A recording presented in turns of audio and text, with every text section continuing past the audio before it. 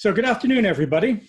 I want to welcome you to our second of the webinar series we've been having on impact investment funds. This is co-sponsored by ClearlySo, Octopus Investments, and Paul Hastings.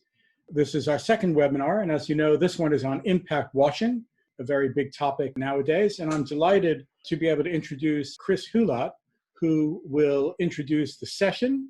And then afterwards, I will briefly introduce myself and then let each of the panelists introduce themselves. So without any further ado, Chris, over to you. Well, thank you very much, Rod, for the introduction. Welcome to everyone. Good afternoon. Thank you for joining today's event. I'm delighted to be able to say a few words at the start before Rod chairs the panel. At Octopus, we're big investors in areas like renewable energy. We're active in venture capital. We do specialist property lending, such as financing ultra energy efficient housing. And we invest in healthcare property. We really care about the impact that we have as an organization. We take a long-term approach and we want to try and make the world a better place. We're also in the process of becoming a B Corp. Now, the fact that hundreds of people are joining a webinar to talk about impact investing shows just how far this area has come in the last few years. It's a really exciting time. Impact investing is growing rapidly. And I think this is the most exciting development that I've seen myself in the course of 25 years in the fund management sector. But the topic that the panel are going to be discussing will also highlight the challenges ahead to ensure that the sector thrives in the way that we all want it to. Is there impact drift? Do funds deliver on what they say they are doing? Is there dilution of impact?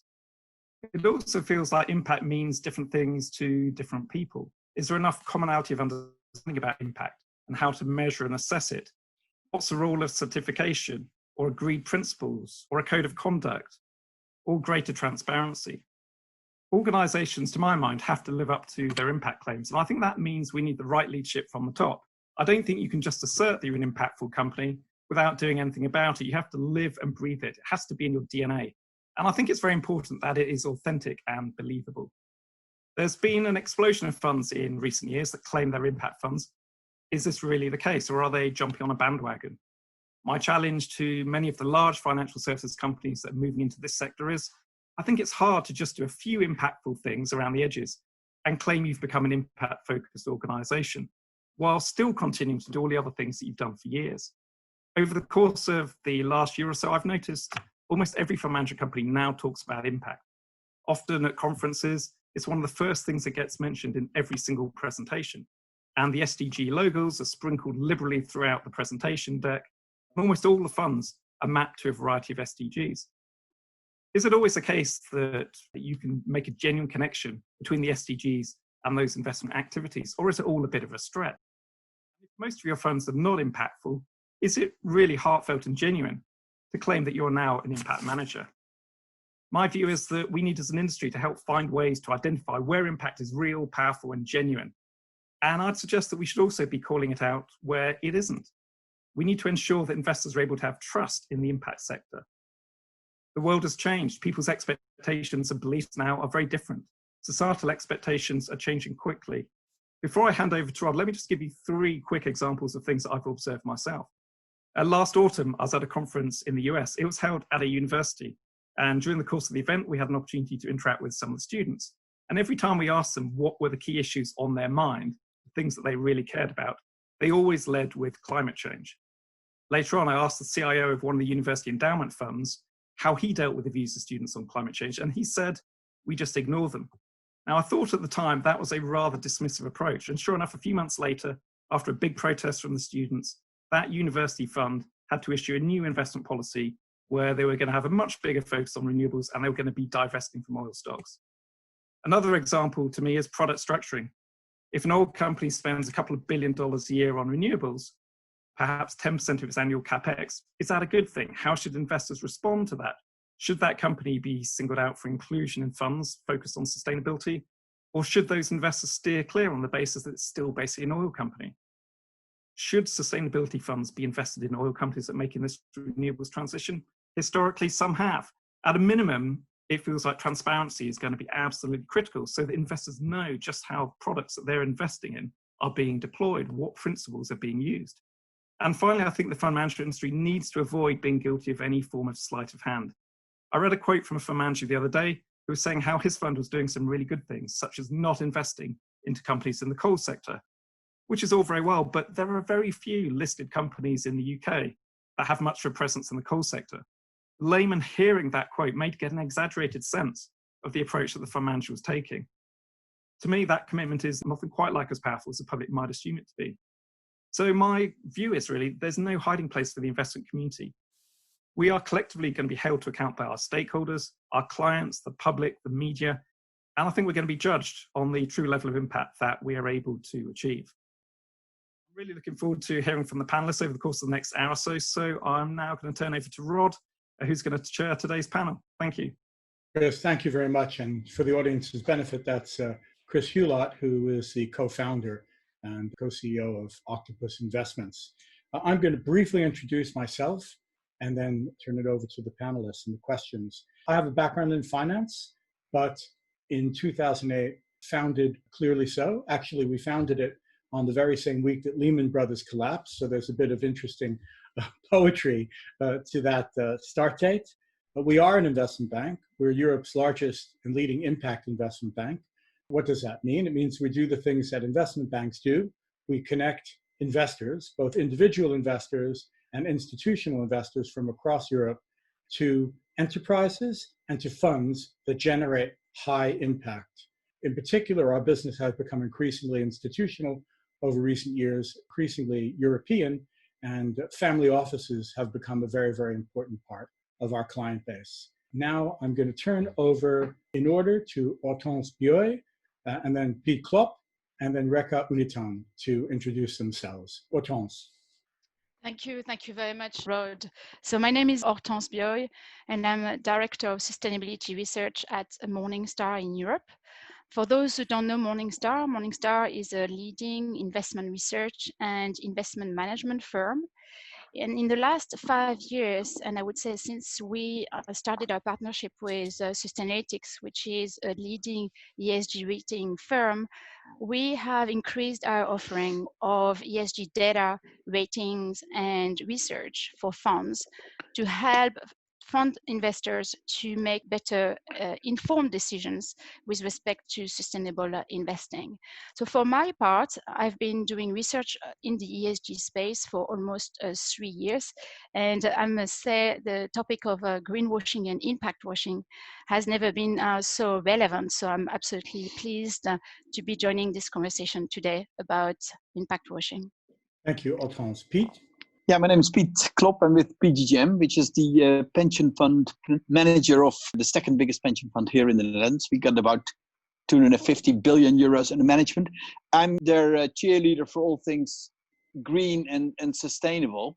But I've got to admit that, you know, a pension fund is there in the first place to pay out pensions. So I always dread coming to these panels because it is true that we care about impact, but obviously there's constraints to how much impact we can possibly generate being a fiduciary. All that being said, you know, we cannot bring purity to this place, but we can perhaps bring scale. Wow, and you certainly do that. Thank you, Pete. Rekha. Hello, everyone. Amita, nice to be on this panel today, virtually. Certainly interesting format and glad to see all the participation. So I co-head impact investing for real estate and private equity at Nuveen.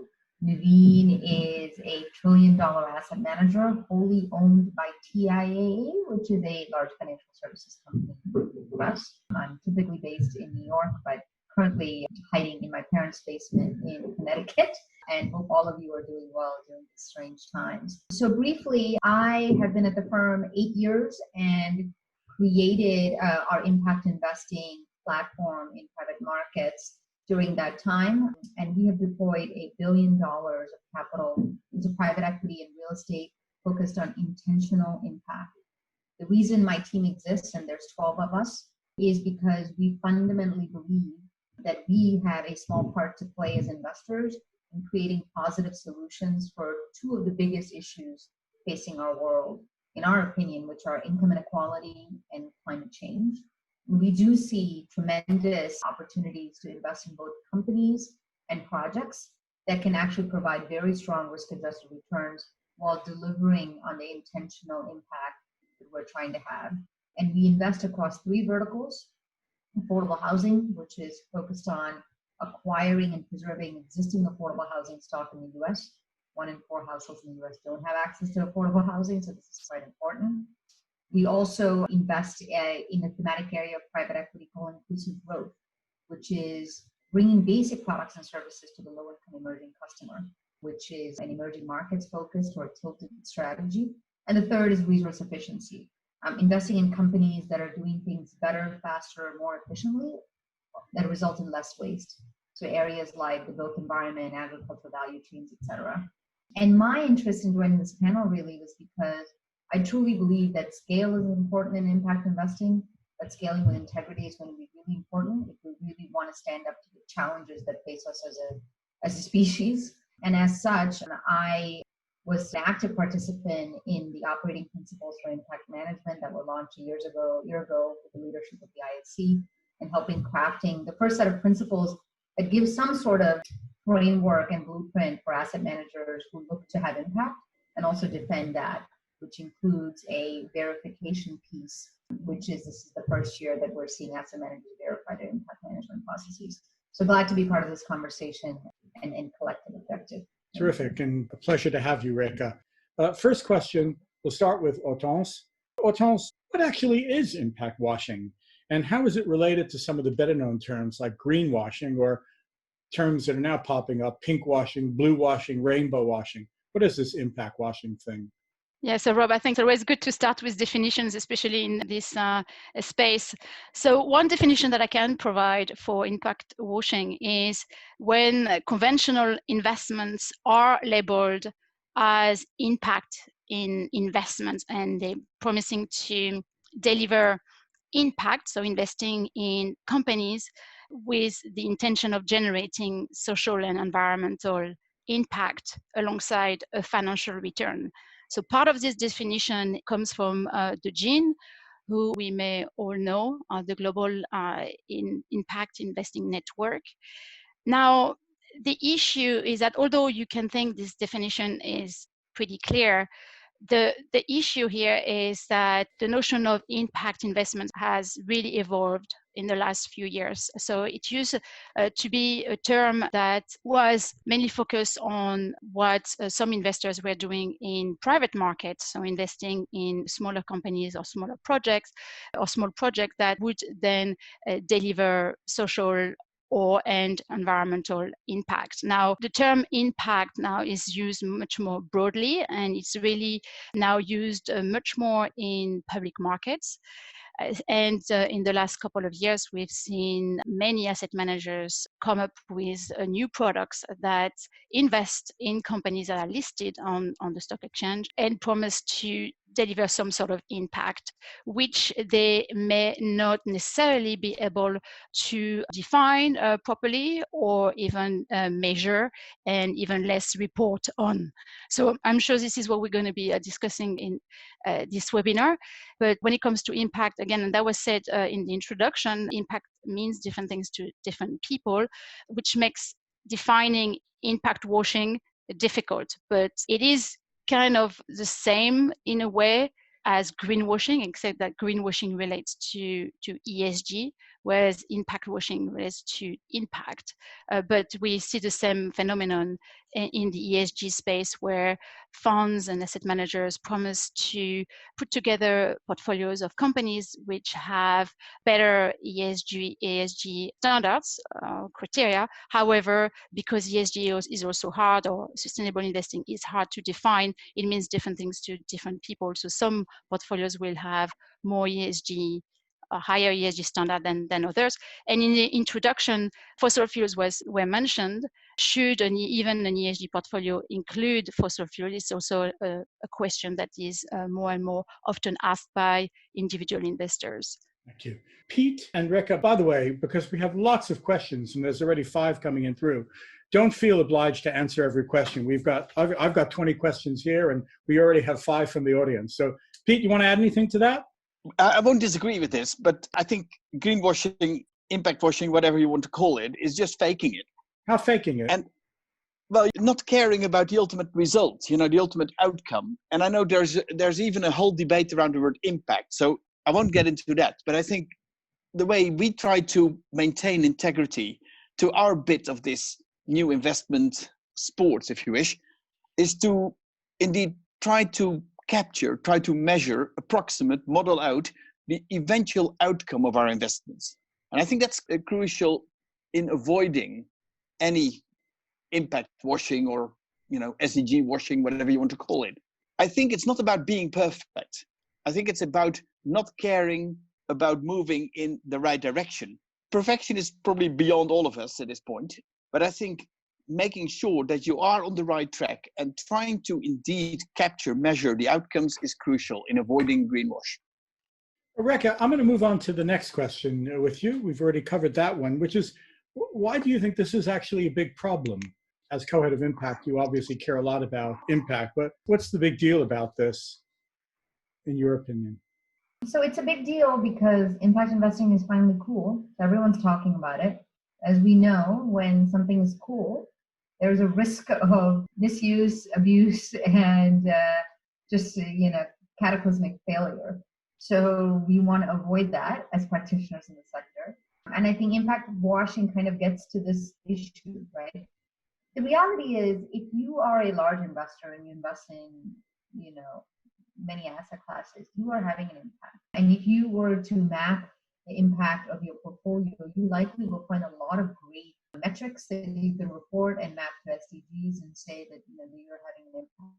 To us, in impact investors, the whole idea is mobilizing additional capital intentionally to solve some big problems. So you can do that in two ways. One, you can invest in companies or projects that are intentionally trying to change the status quo, bring incremental services to, say, the low-income populations, or do something importantly additive to address climate change. And then you can influence that and take credit, quote-unquote credit, to say that your investment has then pushed the agenda for some of these big topics that we face in the world. Or two, you can actually fund companies that are looking to do this in the future, are not doing it today, but exist and are being conceived and growing to be able to solve some of these problems. So when you look at a private equity impact investing strategy, on day one, there's zero impact. But the idea is you want to invest in companies that are actually going to create incremental impact. So the task there is to actually measure that. So to me, the reason this is really important is we don't want to be passive bystanders and observe impact. We want to push the agenda, right? So if you have mapped your portfolio of all of these hundreds of companies and said they're having today this impact, that's great. You could say you measured it, you measured the impact of your companies. But if you want to be an impact investor, you've got to do something to deepen that. You've got to either engage with these companies to push them in that direction further. You've got to speak with the way you hold, buy, and sell, or you've got to divest. You've got to do something to move that agenda to really say you're going to have a meaningful change. And the risk of impact washing, and why this is really important, is if we just measure, we will all declare that we've had tremendous impact. But the reality is you still have around 2 billion adults without access to a bank account. You still have climate change as a pressing issue, and we will not have enough resources to sustain life on Earth as we know it.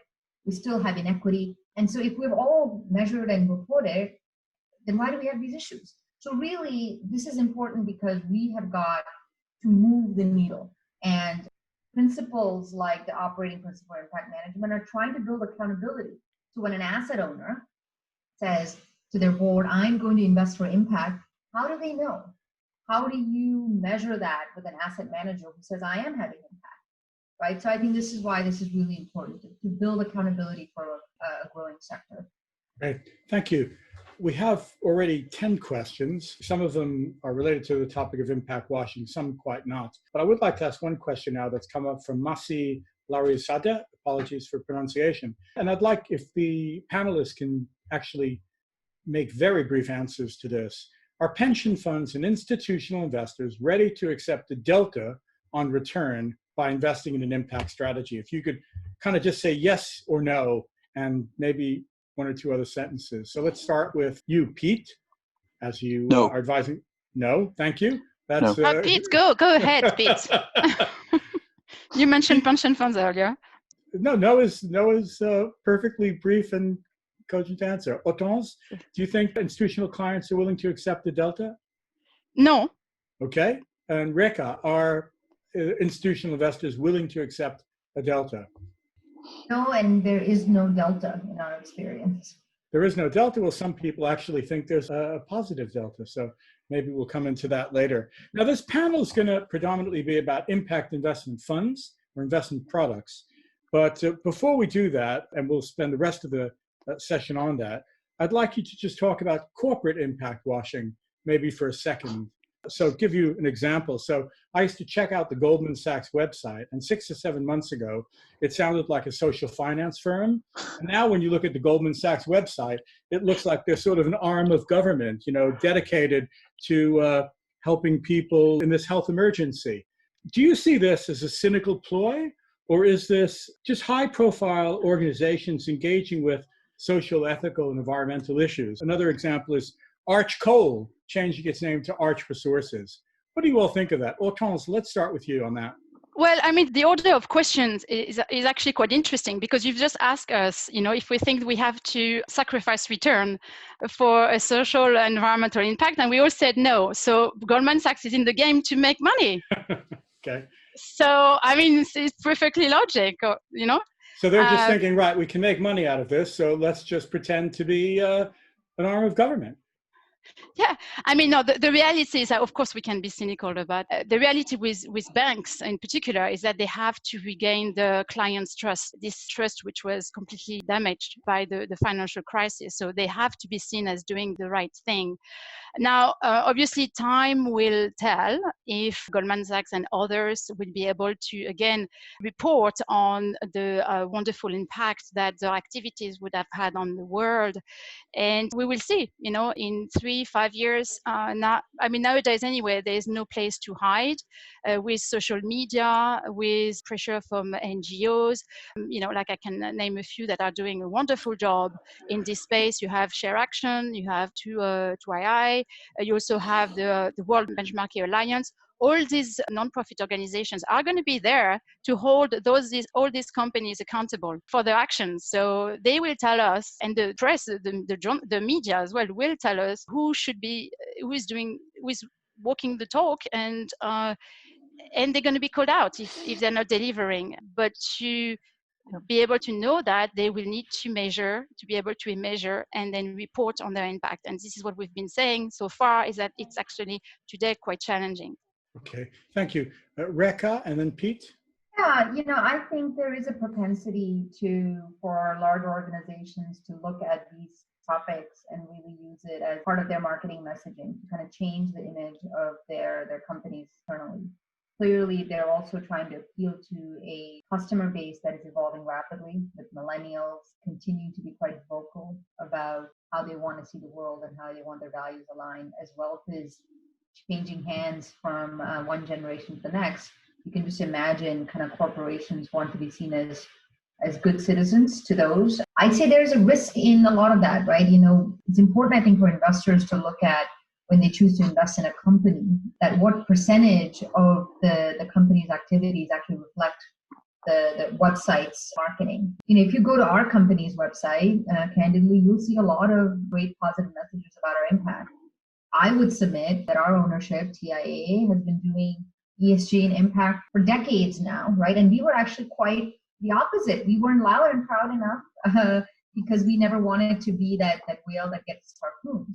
And I think finally our marketing teams have woken up in a big way to say, okay, listen, we need to be talking about what teams like Reka's do, what teams like our bond funds do and our ESG funds do. And so, but then too, I think it's upon investors to really look at the DNA of the organization.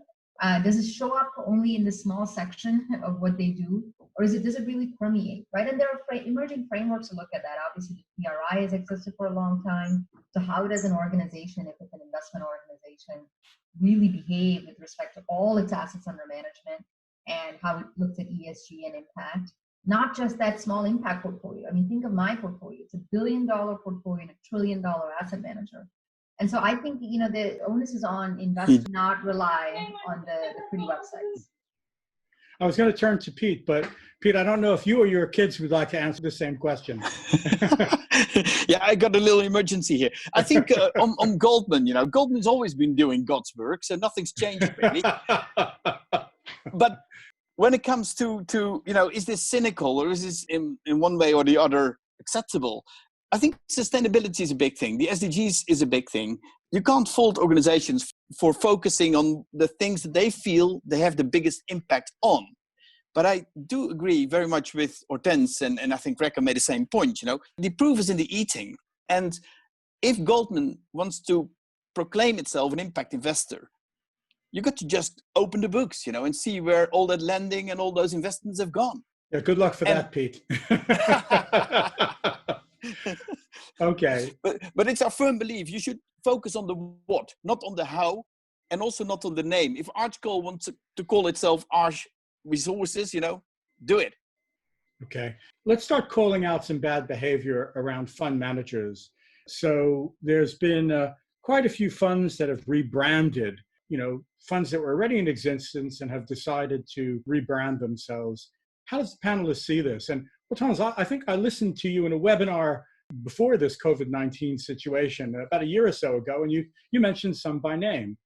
Can we start calling out some bad behavior and why it is bad behavior and what the impact of that is? Okay, so it might not be bad behavior, by the way. That's actually an interesting discussion. Why do funds rename? And actually, it is quite a big trend. And it's not something that is talked about a lot because it's difficult to identify those funds.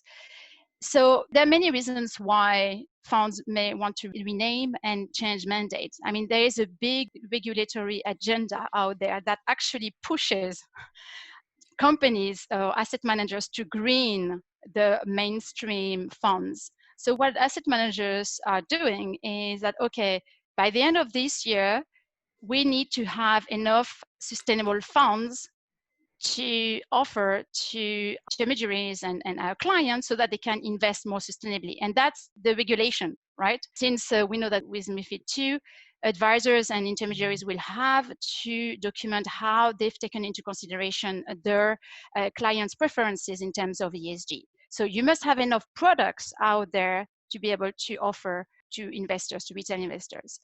Now, and from speaking with a lot of asset managers, this is the rationale. They're like, okay, what do we have in our offering that we can just tweak or completely change to increase that offering? Because product proliferation is not necessarily the solution. You don't know only want to launch products. If I can, actually, this is a webinar where I thought you incredibly articulate. You actually named Impact US Equity Fund. You didn't mention the fund manager. I'll leave that to you. Oh, that was BlackRock. That's not great. So good, because I think it's really important that we start to call out this behavior. I forgot that one. Well, I see. I do watch your stuff. Positive Impact Equity Fund. Who is that? Was another one you mentioned. Well, yeah. You I'm giving you one name. Oh, you've given me one. Other bad behavior, Pete or Rekha, you want to call out? And we will come to good behavior because I think it's important to recognize that there are some angels and demons operating in this area. Pete, any you think need to be called out? No, not really. Not that I don't dare to, but I don't know them well enough, to really call names here. That's very polite. Rekha, any that you would like to call out? No use for me to call out people, but I will say this. When I'm out in conferences, if you go to any private equity or real estate conference today, everybody's an impact investor. Every single fund is raising an impact fund. And all they do is put the SDGs on there and talk about how they've been doing this for 20 years and doing an accounting of all the investments that they have done and how impactful they are, and hence can raise now this impact fund. And to me, it's an asset gathering and allocation exercise. You have the same people doing the same thing. You hired one person, and I'll say this, probably a woman of color or something like that to be the kind of the poster child of it. And now you're an impact investor, and that just does not fly, right? So I think investors are seeing this though. I certainly feel like when people go to conferences, they're asking, well, how long have you done it? What were you doing before you launched this fund? So this is a serious thing. Thank you. And Rekha, so other than Nuveen, are there any angels that you would like to call our attention to that you think are exhibiting best practice in the way they approach impact? There are so many. I can't even begin to. They're partners of ours. We co-invest in them. And I'd say there's actually some really great impact investors in the space that we work in all over the world. I'm just saying the new entrants on average, there's just too many of them to all have figured this out overnight. Okay. Pete, any that you think, again, in addition to PGGM, are doing a great job in this area? Yeah, I wanted to say two things about this. Now, one is that in the position I'm in, I do not just have to change the world, I also have to change my own organization. And that requires careful steps, perhaps too careful to the minds of many listening to this webinar. But when it comes to fund managers that I think highly of, I think, again, something that may open up another can of worms in listed equities. Is that real impact? Anyway, I find Web particularly good. And they've won some awards. Another one is Wellington. We really like, the way they go about this. Thank you. I really appreciate that. And Hortense, any that you want to particularly call attention to? No, not at this point. Okay, great. I tell you what, we have so many questions now that I'm going to dispense with my long list and actually just go down some of these questions because I think that would be more enjoyable to the audience anyway. Here's one from Robert Vavel. How far away are we from standardizing ESG impact assessment measurement? And let me add, are we going to have a single number for a company or a fund? Let's start. Rekha, you're already shaking your head. I'll start with you and then Hortense and Pete if you want to add on, and then we'll pile through the rest of these questions. As investors, nuance is really important. That's how we make investment decisions, right? And kind of build the investment case, whether it's an impact case or a financial return case. And so boiling everything down to one number doesn't really show the magnitude. So you cannot have one number represent human health, income and equity, climate change. And while we try to have common denominators and metrics for each of these and leverage practices like the GINS IRIS Plus, the impact management project, etc., it is at the end of the day a synthesizing of all of those and then articulating in a way that's pertinent to your investment strategy. So I actually think that we should not aspire for that. There's a lot more things that we can spend our time and effort and money on than boiling impact down to a number or two numbers. Because if we do that, it will be a pro forma number. It will be the impact we're trying to have. It will not be actually measuring outputs and outcomes. It will be a projection of what we think our dollars will do. So it will become not dissimilar to an IRR multiple exercise.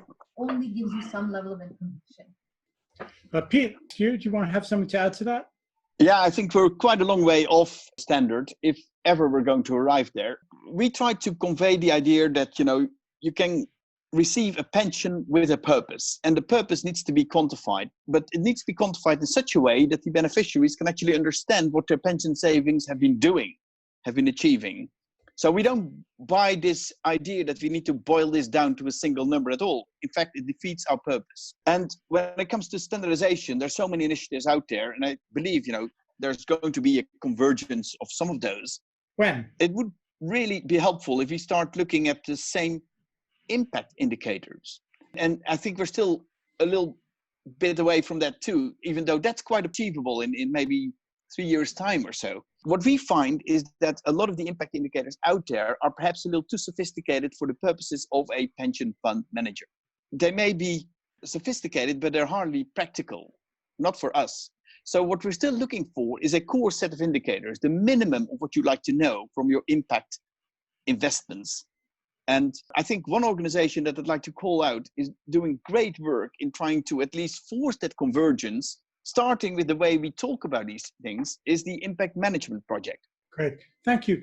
There are some people who think that at this early stage in the market, it actually might slow our growth if we force a convergence. Do you think that convergence comes at the expense of growth rate or not? You mean a convergence of metrics? Correct. Correct. Convergence of metrics. So this is a follow-up to Pete's question, but I'm happy, Hortense, if you want to take it first. It's just, if we argue for convergence, and it will make a lot of people's jobs easier, some people think that it may have the effect of slowing the growth rate. And also there's a lot of arguments about this convergence where maybe the priority ought to be on just growing impact investing. Well, I think there are two aspects of this question. I think what we clearly all want, presumably, is to have company disclose standard data, right? So that's one thing. So you want some sort of convergence of metrics at the company level. Now, what you make of this data, so the analysis of this data and the opinions you form of the sustainability profile of these companies based on this data is a separate issue.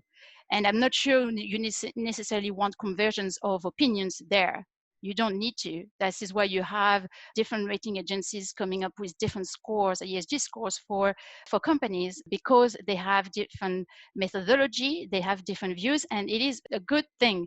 You would not expect all brokers to have the same buy, sell, and hold recommendations. That's nonsense, right? So it's normal that you have different ratings out there, and you shouldn't expect conversion. There you should expect those ratings to be more robust. That's for sure. The methodology underpinning those ratings to be more transparent, for sure. Very importantly, you need the data disclosed by companies to be better and more consistent. Great, thank you. Pete, do you want to address that follow-up question, or shall I move on? Just move on. Okay, I'll move on. I'd like to pick up a question by Sarah Minard.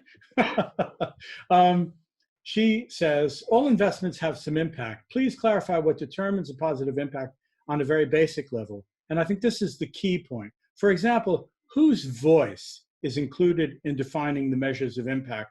Hopefully not just investors, she says. Pete, why don't we start with you and then go to Reka on that? Of course, this is a very good question. And this is also the reason that we like the impact management project so much, because it makes the distinction between the impact by the provider of capital and the impact by the receiver of that capital, the company. And that's a very important thing. We can't just attribute all sorts of things to our investment, especially in secondary markets. So right off the bat, that's an important one. Now, what constitutes impact? I think there's many answers to that. And I think really we should be careful not to throw overboard, investors that may not be getting it right just yet. I think for all of us, it's a learning process, and it is particularly true for pension funds, I think. We cannot afford to just do pure impact. I understand quite well additionality and intentionality and measurability, but it works a whole lot better at project level than it does at listed securities level or bond levels.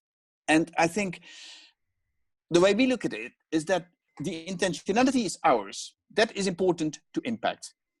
We got to pick the stocks from a particular framework, and that should be because of their impact. In fact, that's exactly what we're doing. Beyond that, additionality is really hard to prove, especially in these days with capital, sloshing all over the world in incredible amounts. Who's going to say that your slice of a project, your capital provided to a project is making the difference?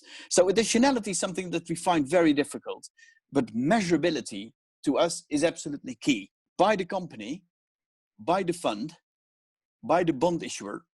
And I believe that is indeed perhaps just the first baby steps on the road to real impact, but a very important start.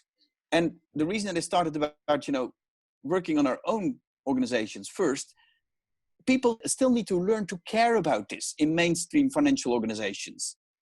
Impact is still a third dimension to their thinking of risk and return that they're hardly familiar with.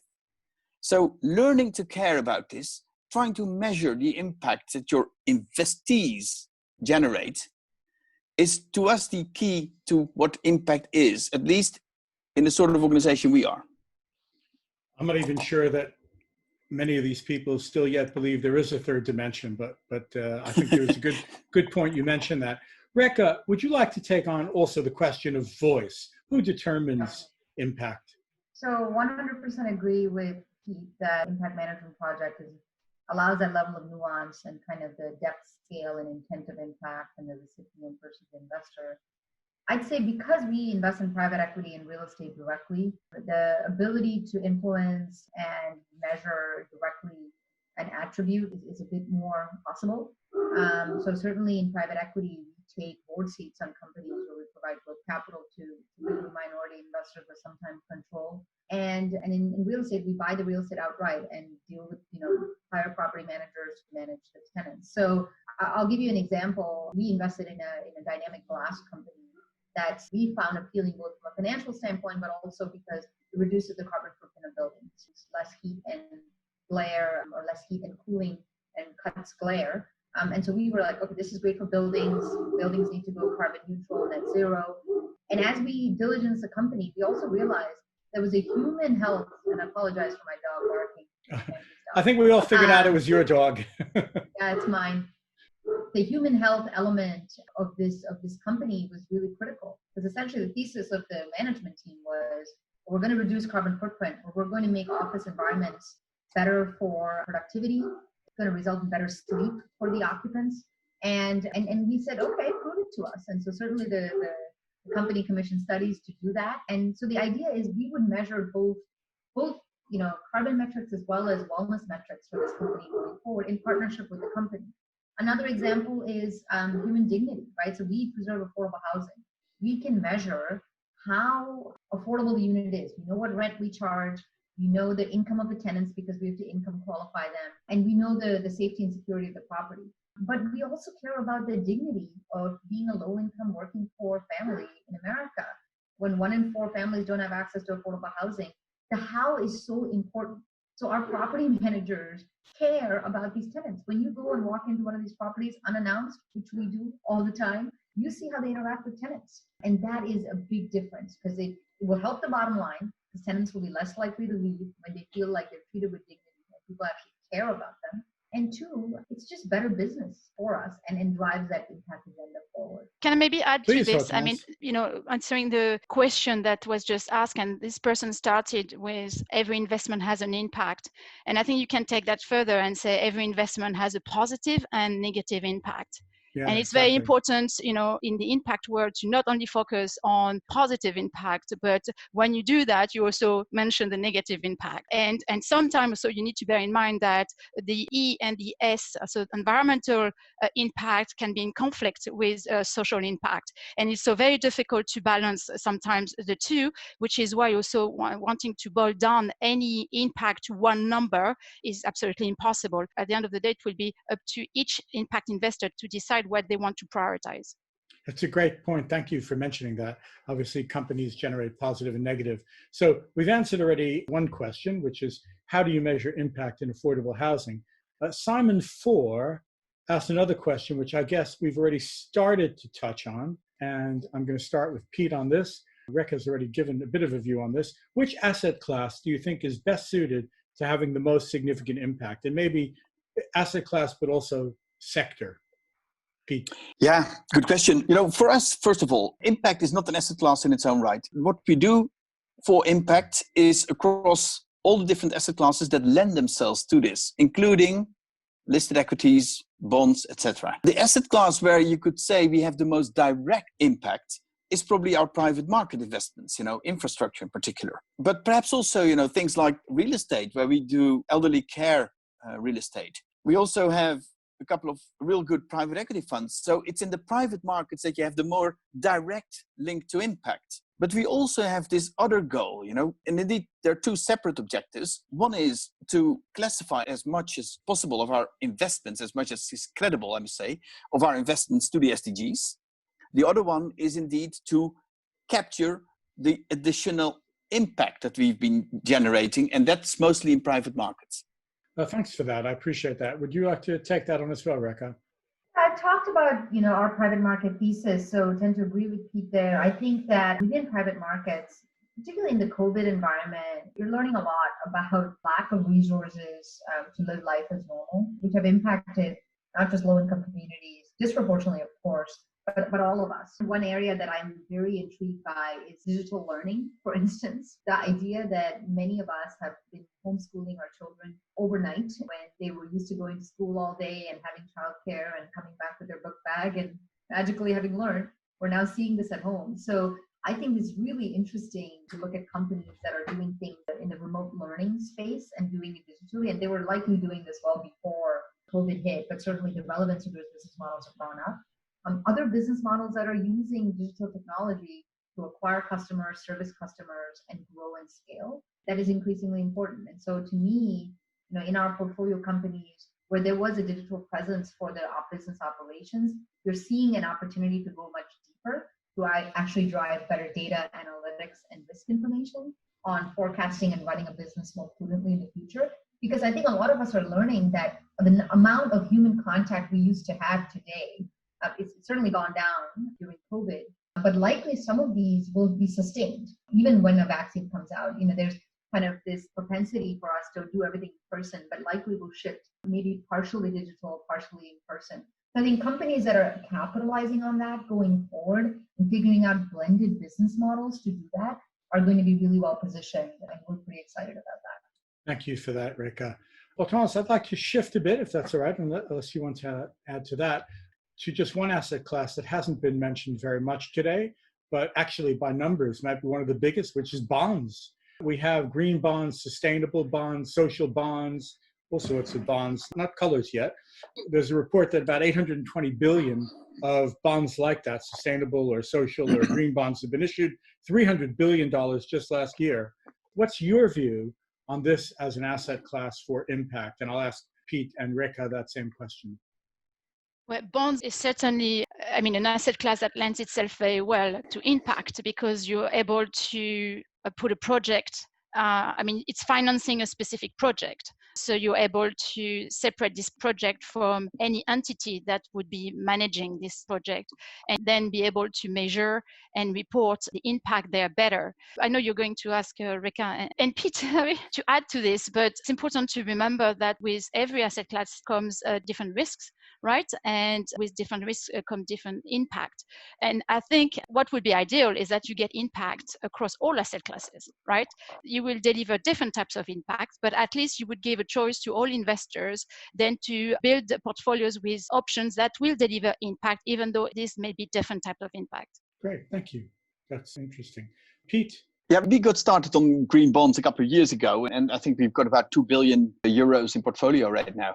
I think the essence from our point of view is that you buy transparency. You buy the certainty that your money is actually contributed to that particular project. And that's a great thing. And also internally, that quite worked well with the front office teams. They actually have built up their own interest and their capacity to actually evaluate these bonds, also on the basis of a taxonomy of solutions that we had launched also a couple of years ago.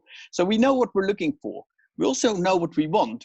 We're not there yet, but we do want bond issuers also, again, to account for the impact that bond has at the end of the day. What we think is interesting in this space, and that's again the learning process, we started buying bonds from issuers that were good already. Now we're quite open to the idea that we should also start buying bonds from issuers that were not so good, but are trying to become good. Transparency is important there, but it's important to start investing in the transition. Like an engagement sort of argument. Exactly. And that's a big step for a pension fund, right? Because then all of a sudden you've got to work a little harder on these issuers and try to indeed get the evidence that money is not an excuse to just continue business as usual, but is in fact a new beginning to a better company. Do you agree with Thomas's point that different assets deliver almost by definition different types of impact? Oh, they certainly do. Absolutely. Okay. Absolutely. So, which is why we're firing on all cylinders. And some is just really putting SDG labels on existing investments, the sort of thing that Reka frowns on. And some is actual additional impact. And we do the full spectrum.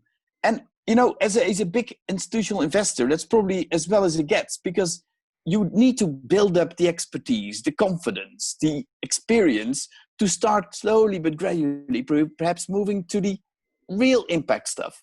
Okay. And that just won't happen overnight, not at scale at least. Absolutely. Reka, would you like to take on the question of bonds? Yeah, well, I can't take any credit for bond work. Naveen has certainly been investing in impact bonds, green bonds, blue bonds, social bonds now for some time. And I believe our impact bond fund has a rating from Morningstar as well. And the conviction there is absolutely that bonds provide a ability to direct capital and use of proceeds in a very direct way. And so kind of taking that opportunity to really engage with the issuers is what the portfolio manager there does. His name is Steve Libertor. I think there have been lots of progress. I think just engaging with issuers, engaging with bond standards, and really making sure that those use of proceeds are tightly defined to then deliver on that promise of an impact bond. And I think that will continue to grow, right? To Pete's point, you're seeing mainstream issuers issuing green bonds, but as long as the ring fencing is done well, makes a ton of sense to me.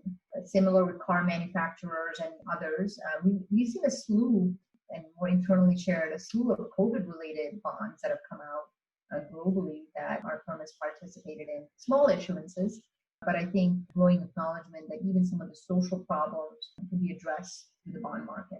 That's a really helpful point. Initially, this bond market was dominated by green bonds, and now a lot of social bonds are starting to come to the fore.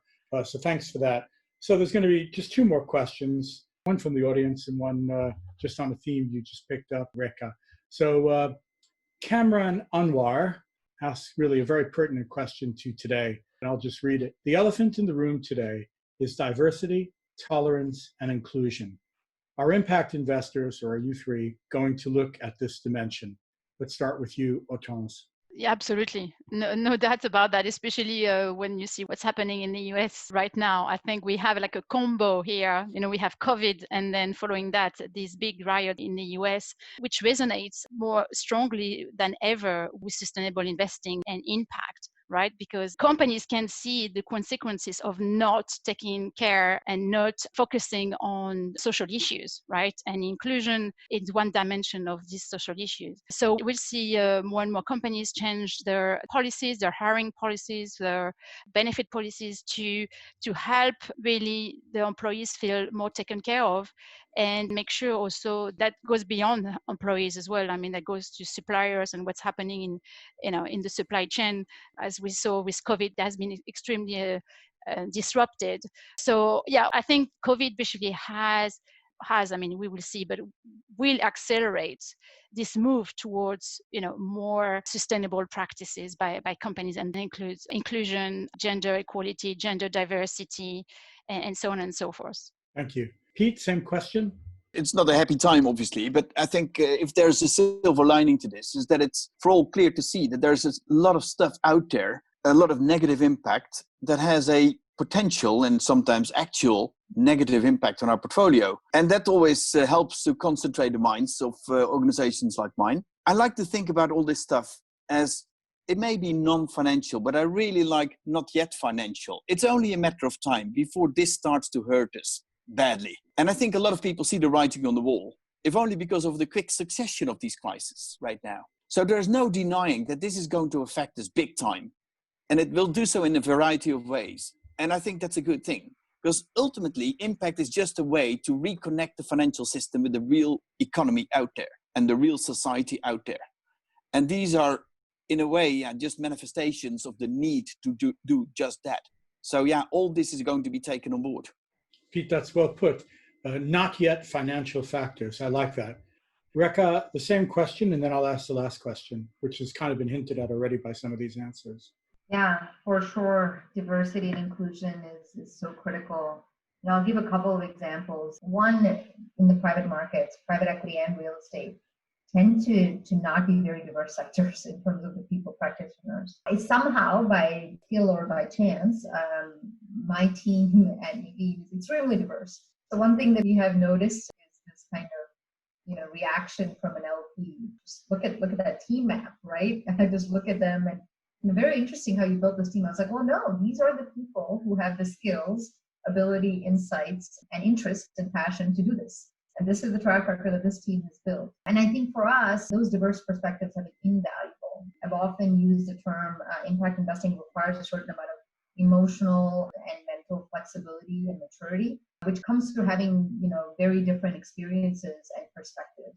So I think you'll notice the sector overall has more women, more people of color, and from different socioeconomic backgrounds over time. I think what's interesting, though, is on the investee level, that has not happened. I wish I was saying something different, but I wish we had more women CEOs in my portfolio. I have 2 companies in my portfolio which have women CEOs, and they're doing quite well. But we did not invest in them because they were led by women. We invested in them because the pieces of the business really fit our portfolio pieces. One thing that I've observed recently is, so I sit on boards of companies that we invest in, and I'm often the only female board member, particularly from the investor perspective. But, I think a welcome change. This crisis has put a flashlight on this topic in a really big way. If you look at working from home, you look at the responsibilities that on average women have with respect to topics like childcare and homeschooling and cooking and all this, all while working from home. I think there is now a growing acknowledgement that not everybody has the same work-life environment. Yeah. So when they don't have care and they are working and they're sitting on a Zoom call all day, it's really hard. It's disproportionately harder on some than others. That's one. I think for management teams also, productivity has gone through the roof. Almost all sectors, because people are working all the time, right? And I think it's almost taken for granted. You can get on a Zoom call early in the morning, late at night, on the weekend, and these portfolio companies do that. I was just talking to the chief of HR of one of our companies in the portfolio. Our board members often talk to management teams, and she asked me specifically to talk about my experience as being a leader in my organization and what it means to have these responsibilities. And so we had a very candid conversation, and I think it just built the awareness of the fact that this is a complex issue. And so we can't ignore it. We have to just acknowledge it, right? Work will get done, productivity will continue. But if you don't build some level of empathy about how different people are showing up every day, we're not going to build towards a more diverse and inclusive world. And so this has been an interesting experience for sure. Thanks for that. And all of you kind of already hinted on my last question, which I guess I'm praying ends us on a positive note, but please answer honestly. So COVID-19 and all this, is it going to accelerate the impact investment sector or not? I'll start with you, Rekha, and then Hortense, and then Pete. I think in the first couple of weeks of the lockdowns, I was concerned that COVID was going to really have a negative impact on the sector. I'm happy to say coming in week 10 or 12 of this, that I actually have confidence that the growth of the sector will continue. I am seeing a lot of green shoots of both actually investment performance coming out of COVID, but also investor interest is key. I think LPs in particular, because they're experiencing all of this themselves, they're more attuned to the fact that impact investment is going to be very relevant and needed going forward to be able to defend an investment thesis of deploying capital. So I think it's here to stay. I'm not sure it's going to grow exponentially during this period, like most things aren't, but it's here to stay. Thank you. Hortense, last question for you. Yes, I said earlier that I think it's going to accelerate this move towards investing more sustainably. However, obviously, there will be tough decisions to make from a lot of businesses out there with the recession that we're already finding ourselves, and there will be job cuts. So that's not going to magically change the economy of the world, but there will definitely be more focus, as I said, on social issues and also on environmental issues, because what also this crisis has thrown to us is that we need to listen to scientists more. The reason why we are in this situation is just because we were just not prepared. Most governments were not prepared to a pandemic like this one. They knew it was going to happen. They just didn't listen to the scientists. This is the cost. We're going to face the economic cost of governments ignoring scientists. So when it comes to climate change, I think there's going to be better decision and quicker decision made by governments. Maybe not this year, maybe not next year, but I think we'll see more regulation in the space, and investors will continue to put pressure on companies to do something about climate change. Thank you. God, we hope you're right. Pete? Very quickly, I think there's a few things that we'll probably have to continue living with. We're still short-term animals, so the long term is always going to be a challenge. But I do believe we can perhaps learn a thing or two about what happened the past couple of months. I think, first of all, we've seen there's real market failures and real material risks that emanate from that. There's no denying that anymore. There may be a renewed appreciation for science, facts, and institutions. That's not a bad thing for ESG. But I think the most fundamental thing, perhaps, that this may have taught us is that there's a renewed interest in investing as if people and the environment matter. And I think that is back to to, trying to connect the financial with the real economy. That, I believe, is going to drive a lot of good things, whether it's on the risk management side or negative impact or indeed positive impact investing. We need to rebuild that link, investing as if people and the environment matter. And I think this crisis may have given that a bit of an impetus. Wow, thank you. And thank you all. I really appreciate that. We've had almost 40 questions. Our last session had 10. So I apologize to those of you who we weren't able to answer your questions. The main points that I got out of today's discussion, one was about scale. The second was about measuring impact and measurement being a key way to avoid impact washing. Disclosure of company level metrics, fund level metrics, bond metrics, etc.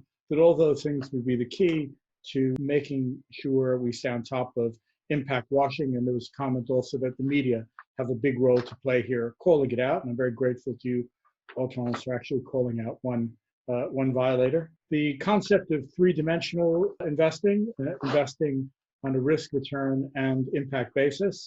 Also, thank you to Rekha for bringing to light the significant involvement of real estate in generating impact. Thanks for the distinction between different asset classes and the impacts they would have, and Octopus's point on different asset classes bringing about different impacts. Encouraging comments from all the panelists, maybe not surprisingly, but God, I hope they're right, that COVID-19 will get us to really focus on what really matters and that our economic system exists because it should do what is in the best interest of people and society and the environment.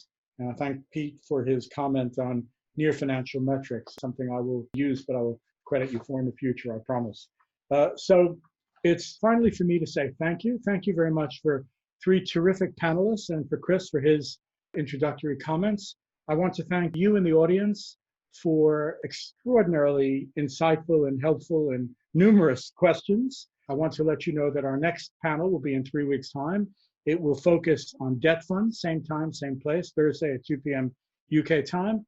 And I want to wish you all a good afternoon. Goodbye from Paul Hastings, Octopus, and ClearlySo. Thank you.